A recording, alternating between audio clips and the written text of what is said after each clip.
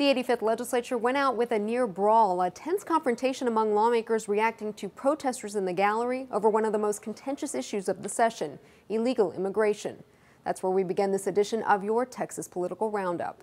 When Republican Representative Matt Rinaldi told his Democratic colleagues in the House he had called immigration authorities on some of the people protesting Senate Bill 4, which requires local police to comply with federal immigration authorities and permits officers to ask the immigration status of those they legally detain, members nearly came to blows. A few even exchanged death threats. There was a threat made from Representative Rinaldi to put a bullet in one of my colleagues' head.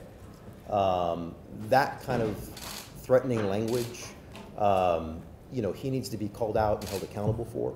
What Matt Rinaldi demonstrated is he looking into the crowd, as our chairman Anchia just said, he saw the crowd and he saw illegals. In a statement on Facebook, Rinaldi said he was threatened by Democratic lawmakers and that Romero assaulted him.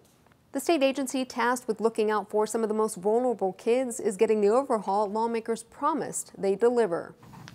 This week, Governor Greg Abbott signed 4 bills into law to address the problems with the child welfare system that have been in the headlines the past year, news of children sleeping in state offices and, in some cases, dying on the state's watch. The laws increase the amount of money families caring for abused and neglected children get. Another restructures the Department of Family and Protective Services. One measure addresses how courts work with these cases. And the fourth creates a community-based care model to bring in nonprofits to help keep tabs on kids.